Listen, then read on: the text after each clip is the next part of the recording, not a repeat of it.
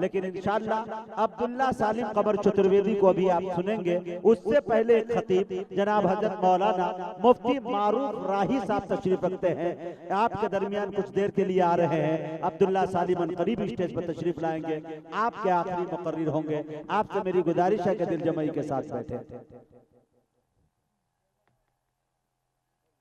अब्दुल्ला सालिम साहब चतुर्वेदी को सुने बगैर अगर आप जाते हैं तो समझिए कि आपका नुकसान है, उसमें उनका कोई नुकसान नहीं है।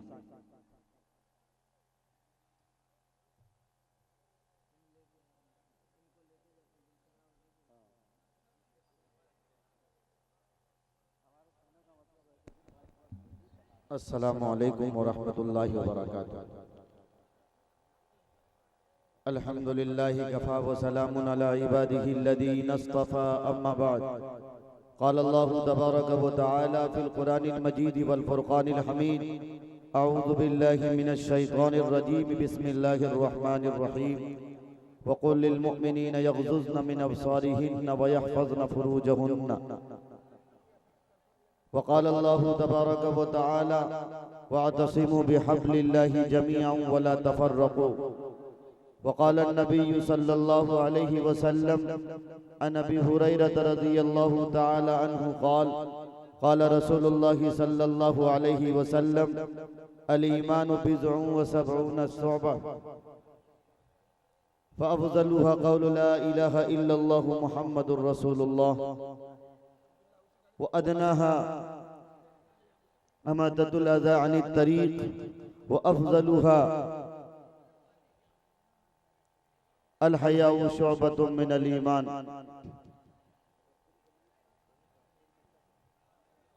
अल्लाह तबारक व तआला का लाख लाख शुक्र एहसान कि अल्लाह तबारक व तआला ने हम सब भाइयों को ईमान की दौलत से नवाजा और हम पर बहुत बड़ा करम एहसान ये फरमाया कि हम सबको नबी आखिरुज़्ज़मा ताजदारे मदीना सरवरे कायनात हादिये सुबुल साक़िये कौसर शाफ़े महशर शफ़ीउल मुज़नबीन रहमतुल लिल आलमीन जनाब हज़रत मोहम्मद मुस्तफ़ा सल्लल्लाहु अलैहि वसल्लम की उम्मत में मरहमत फरमाया। भाइयों बुजुर्गों इज़्ज़तदार माओ बहनों, मैं आपके सामने थोड़ी देर के लिए बस यूं समझें कि बयान तकरीर या खिताबत के गर्ज से नहीं, अपने इस्लाह के गर्ज से आपके रूबरू आया हूँ। जैसा कि भाई मुजाहिद हसनैन नबीबी साहब ने ऐलान किया, मेरे बाद चूँकि सिक्का राइदुल वक्त कहे जाने वाले मुकर्रिर जनाब हजरत मौलाना अब्दुल्ला सालिम साहब कमर चतुर्वेदी तशरीफ ला रहे हैं, आप हजरात जाने का माहौल न बनाएं, जाने की फिजा कायम न करें। बिल्कुल ये जलसा इस्लाह मुआशरा सीरतुन नबी सल्लल्लाहु अलैहि वसल्लम का है। वैसे ये दोनों मौजू देखा जाए तो एक सिक्के के दो पहलू हैं, चूँकि जब भी बात सीरत की होती है तो समाज सुधार की भी बात हो ही जाती है, इस्लाह मुआशरा की बात हो ही जाती है। मेरे कलम को भाइयों, इज्जतदार माओ बहनों, मैंने कुरान करीम की दो मुख्तलिफ आयत तिलावत की है। इसका सादा सा तर्जमा ये है, नबी पाक सल्लल्लाहु अलैहि वसल्लम को ये हुक्म हो रहा है कि आप फरमा दें कि औरतें अपने सरों पे दुपट्टा रखें। आज पूरे हिंदुस्तान नहीं बल्कि पूरी दुनिया में, जैसे कि मुझसे कबल जनाब दिल खैराबादी ने मुस्कान खान के हवाले से कलाम पेश किया उन्होंने, मैं ज्यादा उधर की बात ना करके आपको दौरे सहाबा की एक तारीख बताकर इंशाअल्लाह मुख्तसर सी गुफ्तगू करके अपनी जगह ले लूंगा। मेरे दोस्तों, मेरे कलम को भाइयों, हमारा और आपका हाल पूरी दुनिया में इस वक्त बद से बदतर होता चला जा रहा है। वजह क्या है? वजह किसी ने जानने की और समझने की कोशिश नहीं की। सच्ची बात यह कि माजी के अय्याम में हमारी तारीख बहुत सुनहरी तारीख थी, हमें हर कोई इज्जत से नाम लेना पसंद करता था। सच्ची बात तो ये कि आजकल चाहे हमारे उलमा हल्का में चंद लोग हों, समाजी कारकुनान हो, या ये कि आप अवामुन नास हो, एक बीमारी जो सब में पाई जाती है, आप भी शायद उस बीमारी को महसूस करते हो। और वो बीमारी जब तक इंसान में पाई जाएगी, इंसान ज़हनी एतबार से कभी तरक्की नहीं कर पाएगा, न उनकी इबादत कबूल होगी, न वो मादी एतबार से कामयाबी के मनाजिल को तय करेगा, न उनकी नस्लें परवान चढ़ेंगी। वो कौन सी मोहलिक बीमारी है जिस बीमारी में हम सब मुब्तला हैं। आप भी अपने अंदर टटोल के देखें, मैं भी अपने अंदर टटोल के देखता हूँ। मुझे वो बीमारी जो नजर आती है वो तकब्बुर की बीमारी नजर आती है, वो अपने आप में एक ईगो की बीमारी नजर आती है। और याद रखना, अल्लाह तबारक व तआला का फरमान भी है और नबी पाक सल्लल्लाहु अलैहि वसल्लम का इरशाद है।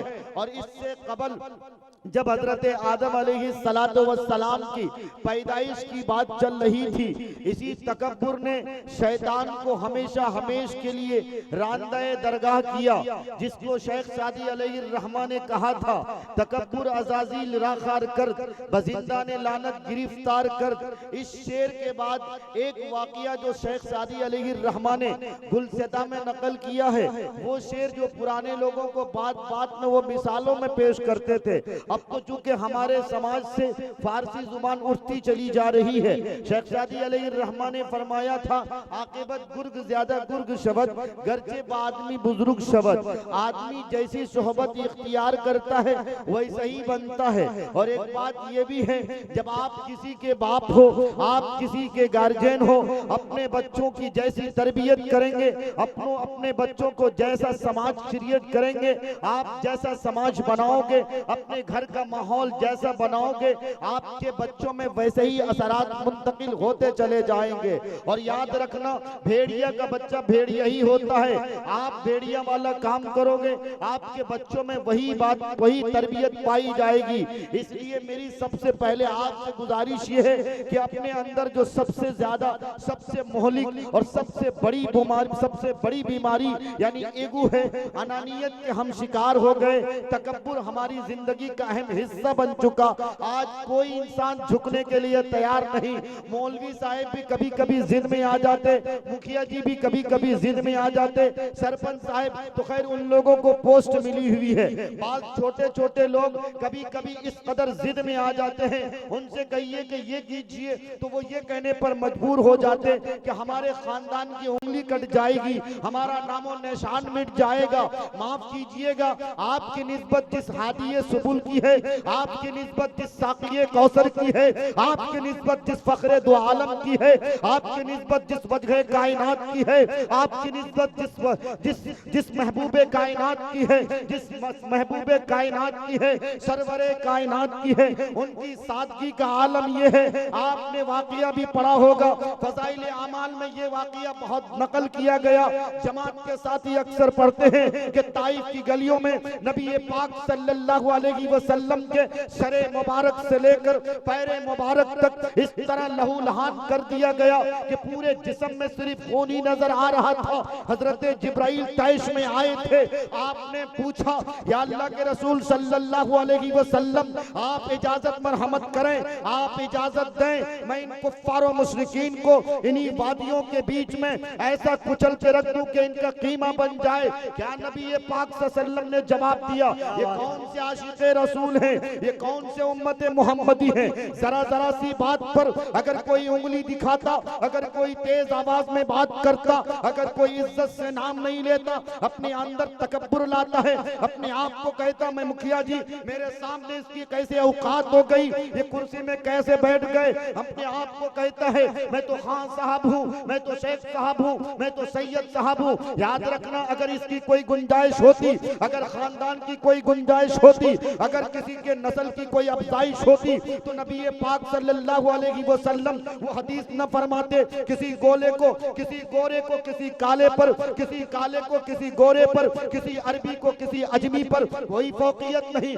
फौकियत किस बात पर है, फौकियत किस बात पर है, रुतबा किस बात पर बड़ा है, मकाम व मरातिब कम बढ़ते हैं, हम नहीं समझते। हम तो सिर्फ यह समझते हैं अगर किसी ने हमें गालियां दी हैं हम उनकी नस्लें मिटा के रख देंगे, अगर हमने किसी को हमने, अगर हमें किसी ने उंगलियां दिखाई, उनकी उंगलियों को तोड़ के रख देंगे। याद रखना, ये नबी पाक सल्लल्लाहु अलैहि वसल्लम की तालीम नहीं है, ये नबी पाक सल्लल्लाहु अलैहि वसल्लम का मिशन नहीं है, ये नबी पाक सल्लल्लाहु अलैहि वसल्लम का फरमान नहीं है। अगर आप सच्चे आशिक बनना चाहते हो, अपने किरदार से नबी पाक सल्लल्लाहु अलैहि वसल्लम की सुन्नतों को झलकाना पड़ेगा, अपने अफ़आल से नबी पाक सल्लल्लाहु अलैहि वसल्लम के मिशन को आम करना पड़ेगा, अपने अखलाक से नबी पाक सल्लल्लाहु अलैहि वसल्लम के मिशन को आम करना पड़ेगा।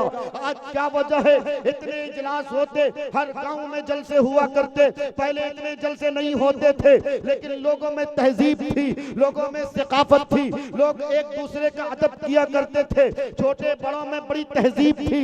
आज क्या हो गया, हमारी नौजवान नस्लें बिगड़ गई, बाप की बात नहीं सुनता, माँ की बात नहीं सुनता। नौजवानों को देखिए किस तरह वारागस्ती में मुलव्विस है, सलमान खान और शाहरुख खान को अपना रोल मॉडल बनाए हुए हैं। हमारी बहनों को तो देखें, वो ड्रेस पहनेंगे, कौन से ड्रेस पहने, फातिमा के ड्रेस नहीं पसंद, इन्हें आयशा के ड्रेस नहीं पसंद, इन्हें रुकैया के ड्रेस नहीं पसंद, इन्हें जुबैदा के ड्रेस नहीं पसंद, उम्मे कुलसूम के ड्रेस नहीं पसंद, किनके ड्रेस पसंद है, इन्हें मगरिब के तहजीब और तमद्दुन वाले ड्रेस पसंद है, इन्हें उन यहूदियों, उन जालिमों, उन मुजरिमों के ड्रेस पसंद है जिसने मस्जिद अक्सा को गिराने की प्लानिंग करी है, जिसने मस्जिद अक्सा की ईंटों से ईंटें बजाने के लिए पूरी तरह से प्लानिंग की, यहूदियों को अपने साथ लिया और ईसाइयों को अपने साथ लेकर हैकले सुलेमानी की ताबीर करने की बात कही। आपको जानकर हैरानी होगी, वो स्पेन एक ऐसा मुल्क,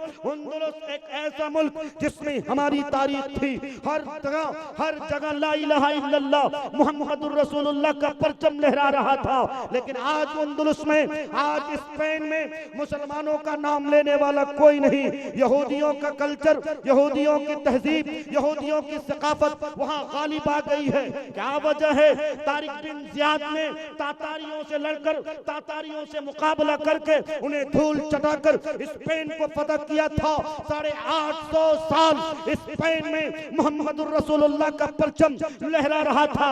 अचानक कौन सी तारीख आ गई, तारीख के कौन से सूरज फिर तुलू हो गए कि स्पेन से मुसलमानों को मूली गाजर की तरह काटा गया, उनके घर को उजाड़ा गया, उनके मकानों को जलाया गया, उनकी नस्ल कुशी कर दी गई।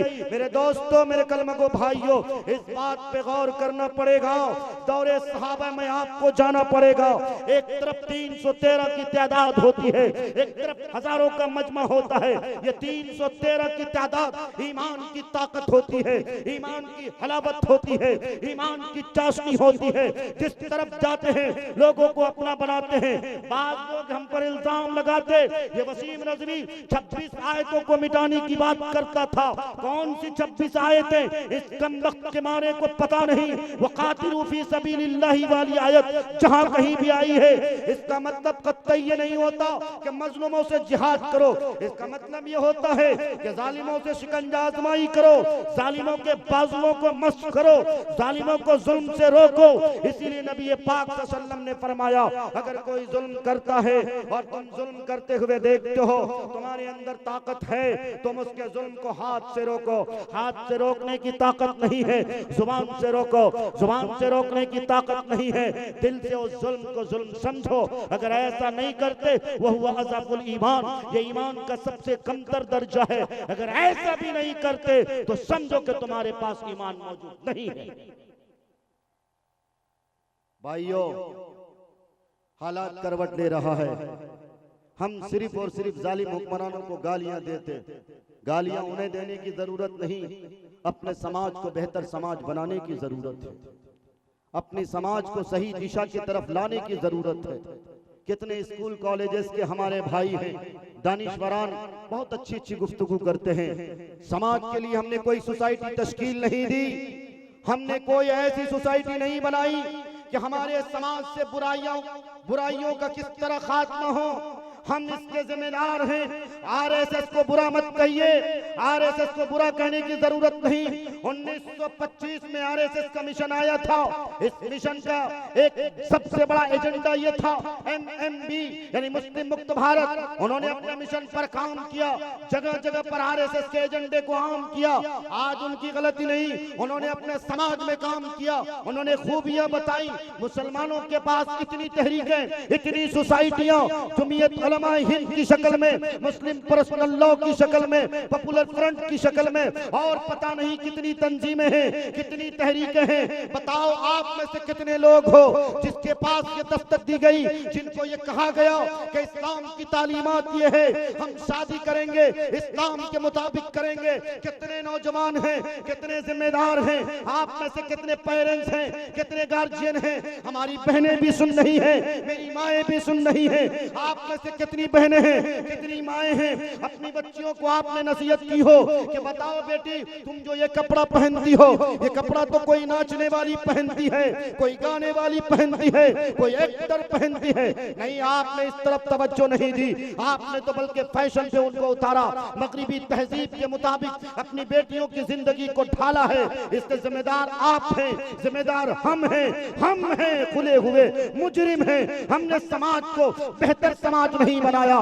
समाज की तस्वीर जो गंदी तस्वीर बनती चली जा रही है, मगरिब की तहजीब, मगरिब की तहजीब जो हमारे समाज की तस्वीर बनती चली जा रही है, हमने कभी इस तरफ तवज्जो नहीं दी। अगर तवज्जो दी होती तो मेरे दोस्तों शायद आज हमें ये दिन देखने न पड़ते।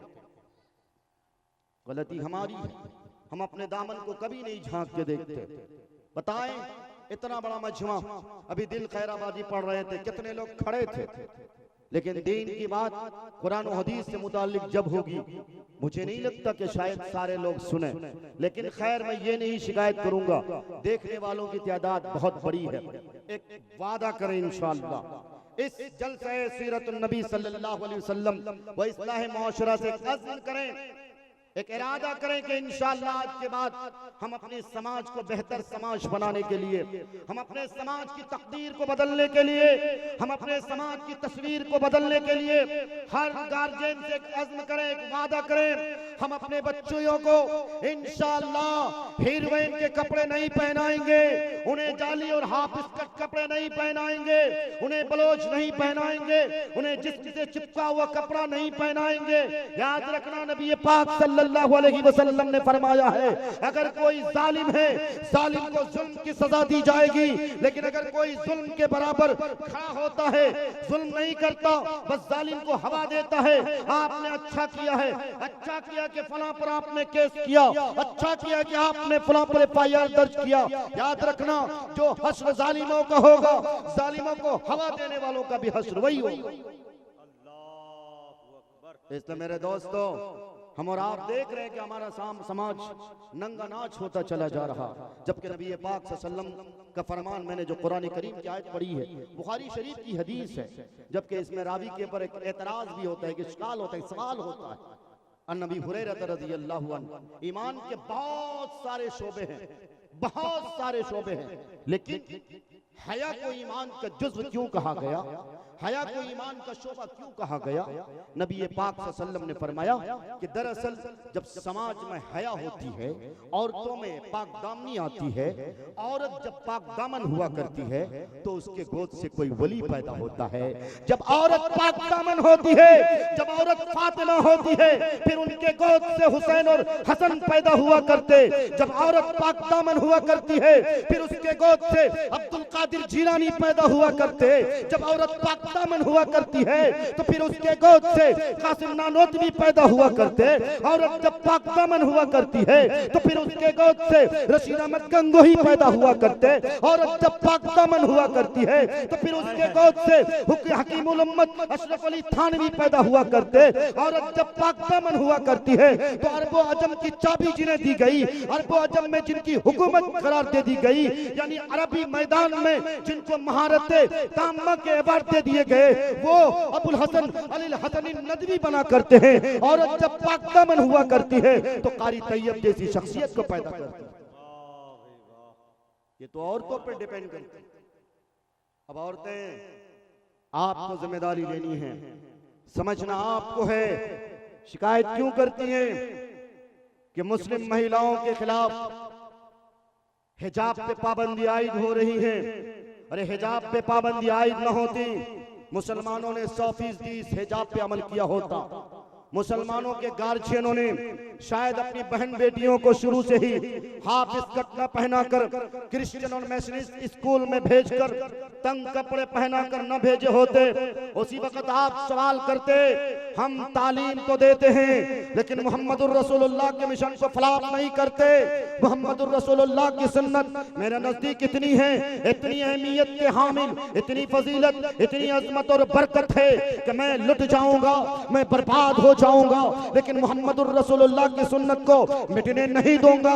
अगर ये जज्बा होता, अगर आपके ईमान में ये हलावत होती, अगर आपके ईमान में ये करंट होता, अगर आपके ईमान में ये ताकत होती, तो शायद आज पूरी दुनिया को समझा सकते, लेकिन नहीं समझा पाए, हम कामयाब नहीं हो सके मेरे दोस्तों।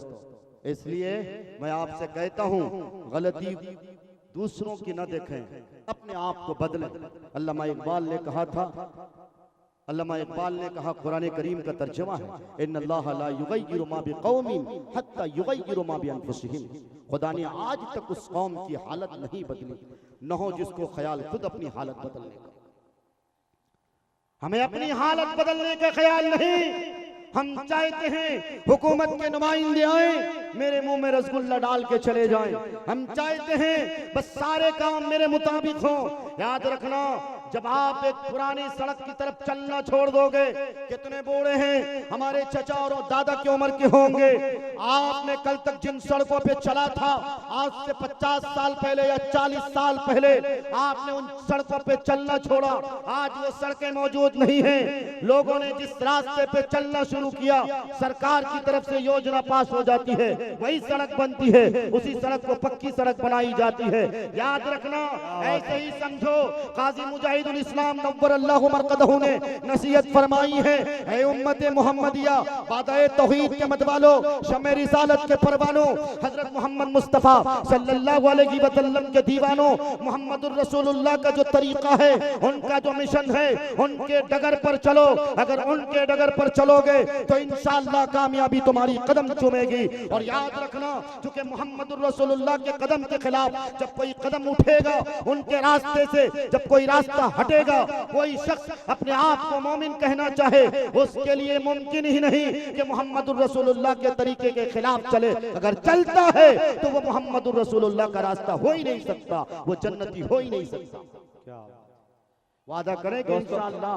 मैं एक ऐलान करना चाहता हूँ, ये टेंट वाले जहाँ कहीं भी हो, सद्दाम भाई से राब्ता कर ले, औरतों के पंडाल में कुछ बदनस्मी हो रही है।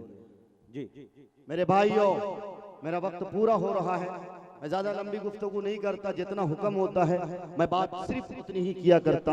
बस मुझे आपको ये पैगाम देना था, ये मैसेज देना था। कुरान करीम की मैंने जो आयत पढ़ी है और बुखारी शरीफ की हदीस पढ़ी है, मेरे दोस्तों ये अज़्म करें, ये अहद करें, इंशाअल्लाह हम इंशाअल्लाह आज जलसे से वापस जाएंगे, अपनी बच्चियों के कपड़े बदलेंगे इंशाअल्लाह, बदलेंगे कपड़े इंशाअल्लाह।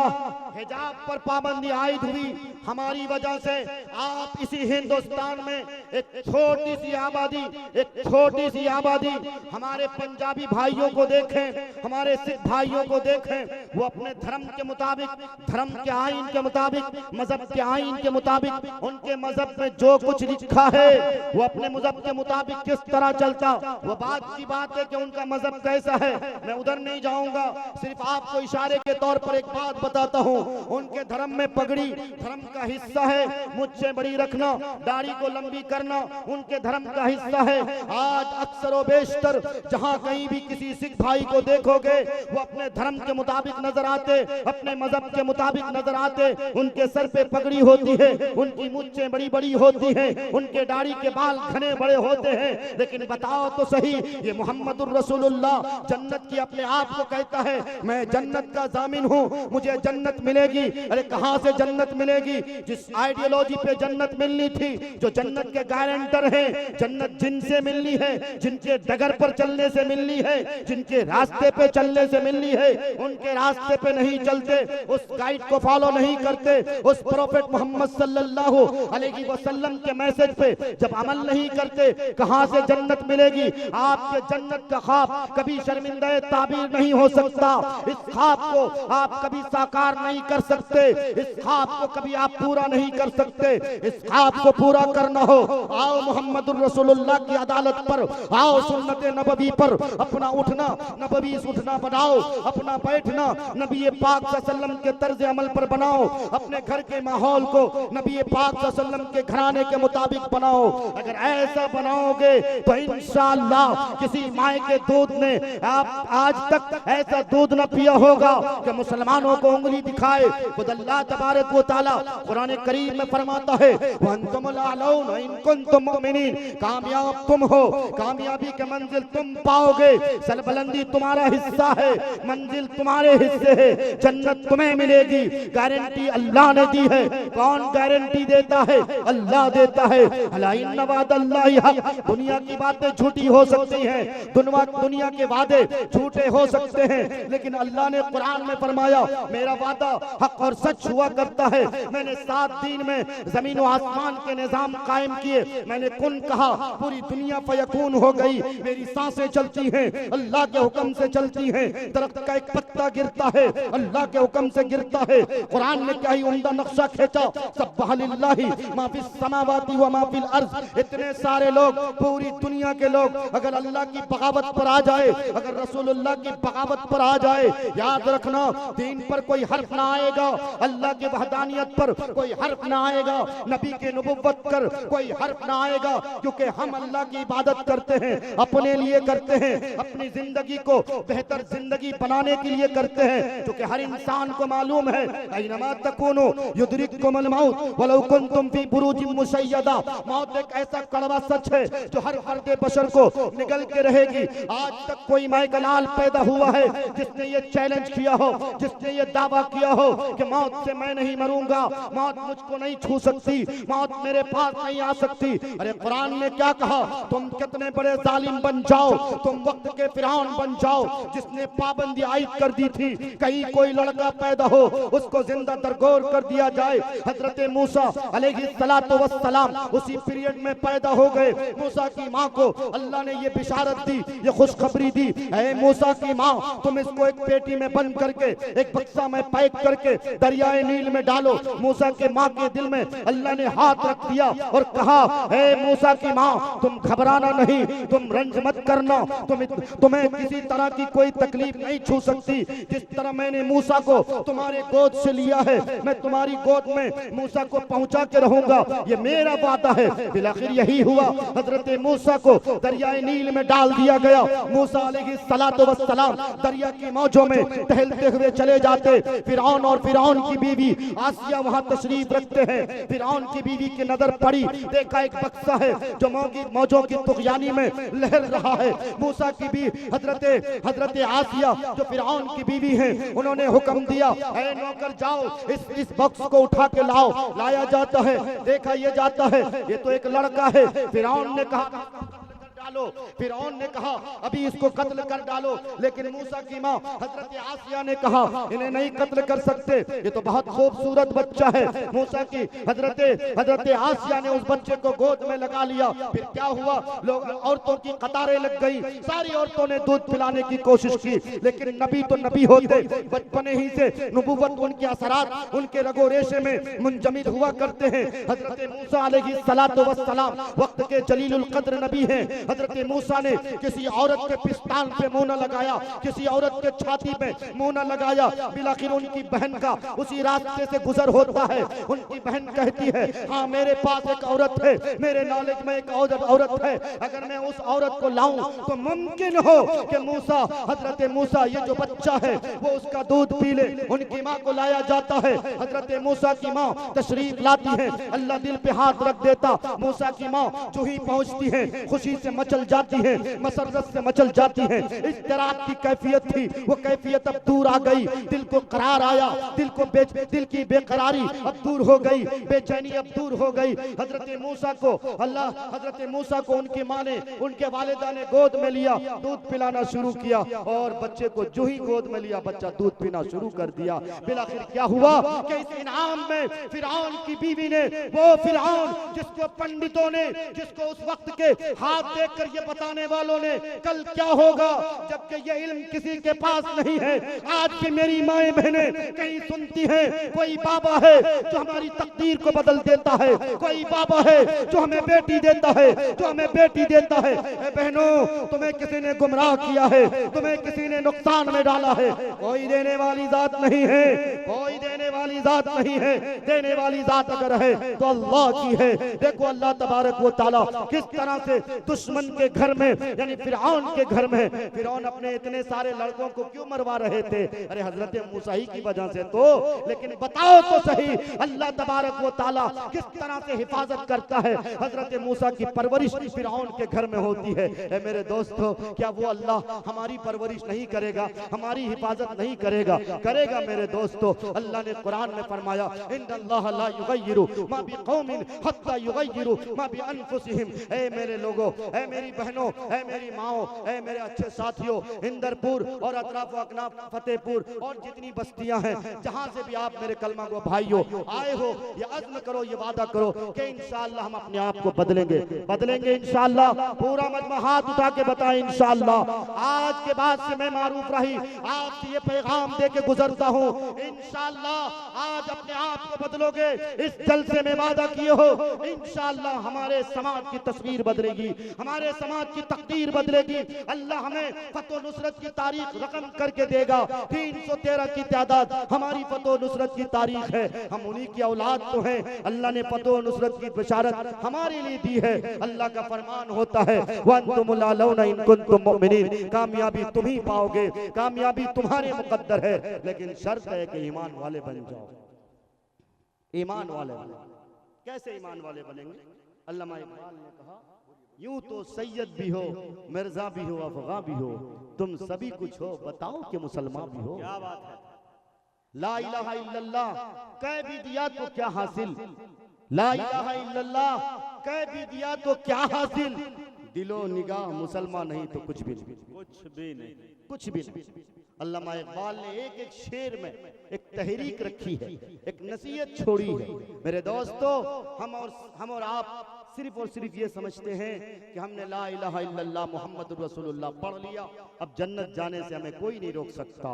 चाहे हम हुकूक़े वालिदैन के मुताबिक अमल करें, अल्लाह के अहकामात पर चले न चले, रसूलुल्लाह सल्लल्लाहु अलैहि वसल्लम के इरशादात व फरमुदात पर हमारी जिंदगी कटे न कटे। नहीं दोस्तों, आपको अपने निगाहों से भी इस्लाम की कैफियत झलकाना पड़ेगी। आप चले, लगे कि इस्लाम का शहजादा चल रहा, आप उठें तो लगे कि ये इस्लाम का एक फर्द बैठ रहा है, एक फर्द उठ रहा है। आप जलसा सुनने आओ, लगे कि मुसलमान जलसा सुन रहे हैं, ये न लगे ये क्रिकेट का ग्राउंड है, ये न लगे ये तमाशा गाह है। नौजवान लड़के देखने आते हैं, आंखों से देख के चले जाते, कान की लज्जत की खातिर अशआर सुनते हैं, सुनकर चले जाते। याद रखना, मैं मुफ्ती हूँ और आज ये फतवा दे के जाता हूँ, अगर किसी ने कान की लज्जत की खातिर कोई अशआर सुने या कोई तकरीर सुनी, याद रखना कल क़यामत के दिन उसके कान में शीशे को पिघला कर उसके कान में पिरो दिया जाएगा। इसलिए लज्जते समाज से कुछ नहीं होता है, होता किससे है? वादे से होता है। होता किससे है? हमारे आपके इरादे से होता है। बुखारी की पहली हदीस हम सब जानते हैं, क्योंकि एक बार नहीं दसियों बार ये हदीस पढ़ी गई है, इन्नमल अमालु बिन्नियात। आगे इसकी तशरीह है, फमन कानत हिजरतुहु, आमाल का दारो मदार नीयत पर है। जिसने जिस मकसद के लिए हिजरत किया, अल्लाह तबारक व ताला उसके मकसद के मुताबिक उसे असरात देते हैं। अल्लाह तबारक व ताला उनके असरात के मुताबिक उनकी फजीलत को बढ़ाता है। तो इंशाअल्लाह वादा करो कि इस जलसे से आए, इस जलसे में आए हैं, मुकर्रिरीन अभी बाकी हैं, आपकी सुबह भी तकरीर होनी है। जितनी बातें होंगी दीन के मुताबिक हम उस पर अमल करेंगे 100% इंशाअल्लाह। अगर अमल का जज्बा लेके आए हो तो इंशाअल्लाह पूरी दुनिया मिलकर अगर हमें डराना चाहे पूरी दुनिया मिलकर मुसलमानों को काटना चाहे, मुसलमानों को मूली गाजर की तरह काटना चाहे, नहीं काट सकता मेरे दोस्तों। हिजाब पर पाबंदी लगाने वाले खुद मिट जाएंगे जिस दिन हमने अपने आप को बदल लिया। हम जिस दिन हमने अपने आप को अगर चेंज कर लिया, बदल लिया, तो याद रखना दुनिया की कोई ताकत हमें नहीं मिटा सकती है। बस अपने आप के अंदर, अपने अंदर बदलाव की कैफियत लाओ। मेरी माओ बहनों, आप पर्दे में तशरीफ रखती हो, आपके लिए एक वाकया मैं आप बताकर इंशाअल्लाह अपनी जगह लेता हूँ। हजरत फातिमा ज़हरा रज़ी अल्लाह ताला अन्हा। कौन फातिमा? नबी की बेटी फातिमा। कौन फातिमा? हसन हुसैन की माँ फातिमा। कौन फातिमा? अली की बीवी फातिमा। कौन फातिमा? जन्नत की औरतों के सरदार फातिमा। वो फातिमा जिस फातिमा के लिए अल्लाह तबारक व तआला ने दुनिया ही में जन्नत की बिशारत दे दी थी और ये फरमा दिया था नबी पाक सल्लल्लाहु अलैहि वसल्लम के जरिए से कि फातिमा को ये खुशखबरी दे दो कि जन्नत की औरतों की चाबी हजरत फातिमा के पास होगी। लेकिन बताओ वो फातिमा कितनी हया वाली, कितनी शर्म वाली कि जब उनकी मैयत, जब उनका इंतकाल होता है, जब हजरत फातिमा इस दुनिया को अलविदा कहती हैं, नसीहत करके जाती हैं, रात के अंधेरे में मेरे जनाजे को उठाना। क्यों नसीहत करती हैं? इसलिए नसीहत करती हैं क्योंकि जब हजरत फातिमा फरमाती हैं मैं दुनिया में जब तक रही मेरी शक्ल किसी ने नहीं देखा, मेरी तरफ किसी गैर महरम की नजर नहीं पड़ी। नबी पाक सल्लल्लाहु अलैहि वसल्लम भी एक बार दरवाजे में तशरीफ लाए, दरवाजा खटखटाया, हजरत फातिमा ने फरमाया मन दक्कल बाब, कौन है, कौन है? नबी पाक सल्लल्लाहु अलैहि वसल्लम ने फरमाया फातिमा नहीं पहचानती, मैं तुम्हारा अब्बा जान, मैं मुहम्मदुर रसूलुल्लाह, मैं दुनिया जिनके सदक़े में अल्लाह तबारक व तआला ने बनाई है, मैं वो मुहम्मदुर रसूलुल्लाह हूँ। हजरत फातिमा ने फरमाया अब्बा जान आप अपनी चादर पहले फेंक दो। हजरत फातिमा के इस सवाल से आप सल्लल्लाहु अलैहि वसल्लम ने चादर फेंकी। जब हजरत फातिमा ने पूरी चादर से अपने बदन को ढांक लिया, फिर उसके बाद हजरत फातिमा दरवाजा खोलती हैं, आप तशरीफ लाते हैं। आपने फरमाया फातिमा क्या माजरा है, क्या वजह है? हमेशा तुम दरवाजा खोला करती थी लेकिन आज तुमने चादर का सवाल किया, वजह क्या है? हजरत फातिमा रोती हैं, बिलबिला कर रोती हैं। हजरत फातिमा रोती हैं और फरमाती हैं अब्बा जान 3 दिन हो गए फाके पे फाके चल रहे हैं। हजरत अली दरख्तों के पत्ते लाते हैं लेकिन कोई साइल आ जाता है, दरख्त के पत्तों को भी दूसरों को देना पड़ जाता है। और गुर्बत का आलम यह है कि तुम्हारी बेटी के जिस्म पे ये जो कपड़ा है इसमें 72 पैमन लग चुके हैं। इसलिए मैं आपका चूंकि फरमान है कि बाप की भी नजर बेटी जो नौजवान बेटी पर, जवान बेटी पर न पड़े, इसलिए मैंने आपसे चादर की तलब करी थी। उम्मत की बेटियों, उम्मत की माओ, तुम तो अपने बाप से हया की बात दूर की, अपने भाई से हया की बात दूर की, तुम तो अपने सन भाइयों के साथ, अपने देवरों के साथ, अपने भाभियों के साथ कौन से गुलछड़े उड़ाते हो, किस तरह मार्केट जाते हो, झूलों पे झूला झेलते हो और पता नहीं कौन कौन सी हरकत करते हो, अपने घरों के माहौल को कौन सा माहौल बनाए हो, फिर चाहते हो कि तरक्की मिल जाए। याद रखना ऐसा नहीं हो सकता है। मेरी माओ बहनों, तुम सूटकेस में अपने हजारों जोड़ा कपड़े रखकर, नए नए कपड़े रखकर कभी भाई से सऊदी से मंगवाती हो, कभी अपने बाप से मंगवाती हो, कभी अपने बहनवी से मंगवाती हो, फिर अपने शौहर को कहती हो ईद में मेरे नए जोड़े नहीं हैं, जबकि 100 जोड़े कपड़े सूटकेस में भरी रखती हो। क्या तुम्हें फातिमा की हया नहीं मालूम? क्या तुम्हें फातिमा की तारीफ नहीं मालूम? तुम किस उम्मीद से, तुम किस गर्ज से, तुम्हें शर्म नहीं आती? तुम अपना नाम फातिमा रखते हो, फातिमा वाली हया तुम में नहीं, फातिमा वाला सब्र और शुक्र तुम में नहीं। अरे वो फातिमा जिस फातिमा के सदके तुम्हें जन्नत मिलनी है, उस फातिमा के घर चूल्हे नहीं जल रहे, उस फातिमा के घर दरख्त के पत्ते खाए जा रहे हैं। हजरत फातिमा किस तरह चक्की चलाती हैं, पैरों में सूजन आ जाते हैं, पैरों में फोड़े आ जाते हैं। अरे रहम करो उम्मत की माओ, उम्मत की बेटियों, उम्मत की माओ, तुम्हें हजरत फातिमा का वास्ता है। आज के बाद से तुम फातिमा की कनीजा बन जाओ, आज के बाद से तुम फातिमा की हया को अपना लो। इंशाअल्लाह कोई हुकूमत का नुमाइंदा तुम्हारे खिलाफ पार्लियामेंट में कानून नहीं बनाएगा, तुम्हारे खिलाफ कोई विधानसभा में कानून नहीं बनाएगा, राज्यसभा में कानून नहीं बनाएगा। जब तुम इस्लाम के मुताबिक अपने आप को ढाल लोगे, क्योंकि अल्लाह का वादा है वअंतुम ला लौना इन कुंतुम मुमिनीन, जब ईमान की चमक दमक, जब ईमान की हलावत तुम्हारे अंदर आ जाएगी तो इंशाअल्लाह फतह नुसरत की तारीख तुम रकम करके चले जाओगे इंशाअल्लाह। हमारा वक्त चूंकि हो चुका है, इसलिए मैं इन्हीं चंद बातों के साथ, अच्छा भाई मुजाहिद हसनैन अभी भी साहब बार बार कह रहे हैं 2-3 मिनट, असल में मैंने अपने जहन के खाके में 20 से 25 मिनट का शेड्यूल बनाया था। ये बात अगर कही जाती तो इंशाअल्लाह अपने मौजू के रुख को कुछ और मैं लेके जाता, लेकिन बहरहाल मेरे दोस्तों, मेरे नौजवानों, मुझे आपसे एक गुजारिश करनी है, एक गुजारिश। मैंने जेएनयू में बहुत लंबी चौड़ी तालीम हासिल नहीं की, सिर्फ और सिर्फ एमए के लिए अप्लाई किया था। 2 से 3 हफ्ते मैंने जेएनयू में जिंदगी गुजारी, सिर्फ 2 से 3 हफ्ते। अल्हम्दुलिल्लाह लखनऊ यूनिवर्सिटी से मैंने ग्रेजुएशन किया है, लेकिन मैं जेएनयू जाकर एक माहौल देखा, एक दुनिया देखी। वो दुनिया कैसी दुनिया है, वो माहौल कैसा माहौल है, मैं नौजवानों को बताना चाहता हूँ।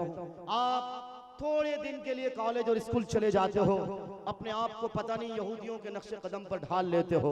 ए नौजवानों, दिल पे हाथ रख के सोचो, अगर तुम इसी तरह से यहूदियों के नक्शे कदम पर चलोगे तो फिर मस्जिद अक्सा की जो ईंट है सो ईंट बजाने की प्लानिंग हो रही है। इस हिंदुस्तान को जो, इस हिंदुस्तान में ये जो ख्वाब, ये हिंदुस्तान की तस्वीर जो बदलने की कोशिश हो रही है, इस हिंदुस्तान को मुस्लिम मुक्त भारत का सपना देखा जा रहा है। यहाँ हमारे और आपके मिटाने की, वजूद को मिटाने की प्लानिंग हो रही है। सबसे पहले शायद आपको मालूम न हो, हजरत मौलाना खलीलुर रहमान सज्जाद नोमानी साहब दामत बरकतहुमुल आलिया, एक किताब आरएसएस के नाम से किताब की शक्ल में आई है, और उस किताब में बहुत अच्छी तरह ये बात लिखी गई है कि मुसलमानों को मिटाने के खिलाफ आज नहीं बल्कि आज से तकरीबन 100 साल पहले ही प्लानिंग बन चुकी है, पूरी तैयारी बन चुकी है, पूरा शेड्यूल बन चुका है, पूरा खाका तैयार हो चुका है। लेकिन मेरे दोस्तों याद रखना, हमारे खिलाफ कोई आज नई बात नहीं कि तैयारी हुई है, आज कोई नई बात नहीं, हमें मिटाने की बात हो रही है। अरे हमें मिटाने की बात तो दौरे सहाबा में भी हुई थी, दौरे तबे ताबईन में भी हुई थी, सल्फे सालिहीन में भी हुई थी, मुदब्बिरीन के जमाने में भी हुई थी, मुफक्किरीन के जमाने में भी हुई थी, बुजुर्गाने दीन के जमाने में भी हुई थी। और अभी माज़ी करीब में जब ये मेरा वतन अजीज आजाद हो रहा था, हिंदुस्तान आजादी के करीब जा रहा था, इस हिंदुस्तान में कितने उलमा की गर्दनें लटकाई गई। आप हमेशा सुनते हो बालाकोट की पहाड़ी से लेकर शामली के मैदान तक उलमा को हर जगह लटकाया जा रहा था। हजरत रशीद गंगोई ने अपनी किताब में एक तारीख नोट करी है, एक देहात का गांव था, बहुत बड़ा गांव था, जिसकी आबादी तकरीबन 50,000 की आबादी थी। उस गांव में 4 लोगों की मौत हो गई। 50,000 की आबादी में एक मौलवी को, एक हाफिज को, एक कारी कुरान को तलाश किया जा रहा था, इस गर्ज से कि इन लोगों के जनाजे की नमाज पढ़ाए। लेकिन मेरे दोस्तों, तारीख ने वो दिन भी देखे, तारीख ने वो दिन भी देखे, वो अय्याम भी देखे, वो साथ भी देखे। ये 50,000 के गांव में कोई एक मौलवी नहीं मिलता था, कोई एक हाफिज कुरान नहीं मिलता था, कोई एक कारी कुरान नहीं मिलता था। क्यों नहीं मिलता था? क्योंकि अंग्रेजों की ये प्लानिंग थी, हिंदुस्तान में आजादी चाहते हो, सबसे पहले इनके मौलवियों को गिरफ्तार करो, इनके मौलवियों को फांसी के फंदे पर चढ़ाओ, तख्तेदार पर लटकाओ। यही प्लानिंग के तहत सारे उलमा को, जहां उलमा मिलते थे, उनको फांसी के फंदे पर लटकाया जाता था, तख्तेदार पर लटकाया जाता था। मेरे दोस्तों, मेरे कलमगो भाइयों, मेरी इज्जतदार माँ बहनों, इसी प्लानिंग के तहत सारे जहान से मौलवियों को खत्म करने की प्लानिंग हो रही थी। उस गांव में मैयत लेके लोग फिर रहे थे, रो रहे थे, बिलक रहे थे, सिसक रहे थे। एक मौलवी मिल जाता तो इन 5 लोगों के जनाजे की नमाज पूरी हो जाती, लेकिन कोई एक मौलवी दूर दूर तक नहीं मिलते थे। मेरे भाइयों, तारीख ने वो दिन भी देखे हैं, लेकिन आज तो अल्हम्दुलिल्लाह अल्लाह का बहुत बड़ा करम है, कहीं मस्जिद पर पाबंदी नहीं, मदरसे पर पाबंदी नहीं। पाबंदी हमने आयद करी, पाबंदी आपने आयद की, पाबंदी हमारे समाज ने आयद की है। मदरसा खुला हुआ है, मदरसे के बामो दीवार चमक रहे हैं, बिल्डिंगें बन रही हैं, अच्छी अच्छी दीवार खड़ी हो रही है, लेकिन मदरसे की जीनत जिन तलबा से होनी चाहिए, उन तलबा से मदरसे की जीनत नहीं हो रही है। याद रखना, इस हिंदुस्तान को आजादी की जरूरत पड़ी थी, इन्हीं उलमाए किराम की बदौलत आजादी मिली थी। इसीलिए तो अल्लामा इकबाल ने कहा था, जब गुलसिता को खू की जरूरत पड़ी, सबसे पहले हमारी ही गर्दन कटी। फिर भी कहते हैं हमसे, ये अहले चमन, ये चमन हमारा है तुम्हारा नहीं। इसलिए नौजवानों अपने आप को तैयार करो। कैसे तैयार करोगे? मैंने आपके सामने वो तारीख रखी थी। आरएसएस डोर टू डोर मेहनत किया, डोर टू डोर मेहनत किया। कितनी सोसाइटी अपने अंडर में लाया, बजरंग दल गुलमाया, एबीवीपी के छात्राओं को हर यूनिवर्सिटी में फैला दिया, हर यूनिवर्सिटी में फैला दिया। आए दिन जेएनयू में दंगे भड़कते हैं, ऐसे ऐसे देशद्रोह नारे लगते, इल्जाम लगाया जाता है ये जेएनयू के छात्र हैं, ये जेएनयू के छात्र नहीं होते थे। नजीब की हत्या कर दी गई, नजीब को मार दिया गया। 6 साल हमने खुद प्रोटेस्ट किया, लखनऊ यूनिवर्सिटी से हम लोगों ने रैली निकाली, हमने धरना प्रदर्शन किया, लेकिन याद रखना आज तक नजीब की हत्या के बारे में पूरी तरह रिपोर्ट नहीं आ पाई। नजीब को किसने गायब किया? खालिद सैफुल्लाह नाम का एक स्टूडेंट था, लखनऊ यूनिवर्सिटी के टॉप 10 में रह चुका था। उस स्टूडेंट को भी, उस तालिबे इल्म को भी रातों रात गायब कर दिया गया।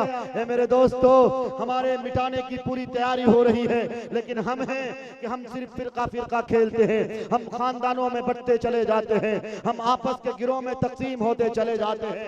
आओ आओ, मारूफ राही तुम्हें दावत देता है, अल्लाह की रस्सी को मजबूती से थामो, आपस में फिरकों में न बटो, आपस के गिरोह में तकसीम न हो जाओ, अल्लाह की रस्सी को मजबूती से थामो।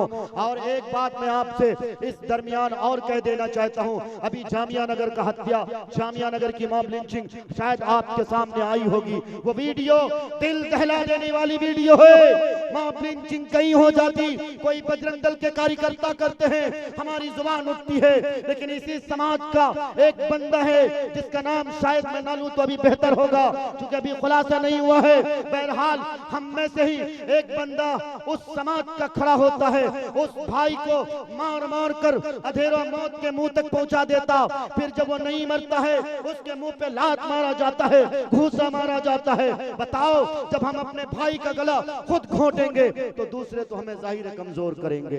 इसलिए मेरे दोस्तों, सबसे पहले आप अपनी यूनिटी बनाओ, मजबूत करो। अल्लाह ने कहा है तुम कामयाबी चाहते हो, लेकिन कामयाबी के लिए कुछ शराइत है। वो शराइत क्या है? सबसे पहले अपना ईमान मजबूत करो, अपनी यूनिटी मजबूत करो, अपने भाईचारगी को इख्तियार करो। अगर हमने और आपने ऐसा किया तो इंशाअल्लाह हमारे समाज की तस्वीर एक अच्छी तस्वीर होगी। हम समाज में बेहतर इज्जत, बेहतरीन इज्जत वाले मुसलमान कहलाए जाएंगे इंशाअल्लाह। हम अल्लाह से दुआ करते हैं कि अल्लाह हमने जो बातें कही हैं कुरान और हदीस से मुताल्लिक, हमें भी उस पे अमल करने और आप सबको उस पे अमल करने की तौफीक अता फरमाए। जमाने को शायद बताना पड़ेगा, नया रंग अपना दिखाना पड़ेगा, क़यादत इमामत खिलाफत की खातिर जवानों को फिर से जगाना पड़ेगा। जिन्हें खानकाहों की लत लग गई है उन्हें फिर से मैदान में लाना पड़ेगा। फकत तस्बीहों से नहीं मिलती जन्नत, खुदा के लिए सर कटाना पड़ेगा। और जो तारीकियों को जहां से मिटा दे, दिया कोई ऐसा जलाना पड़ेगा। जहां पर मोहब्बत का हो बोलबाला, शहर कोई ऐसा बसाना पड़ेगा। सिरातल लजीना अनअमता अलैहिम, तुम्हें खुद को उस पे चलाना पड़ेगा। जो आसी हैं, मग़ज़ूब हैं, जालिम, तुम्हें खुद को उससे बचाना पड़ेगा। वाखिरु दावाना अनिल हम्दुलिल्लाहि रब्बिल आलमीन।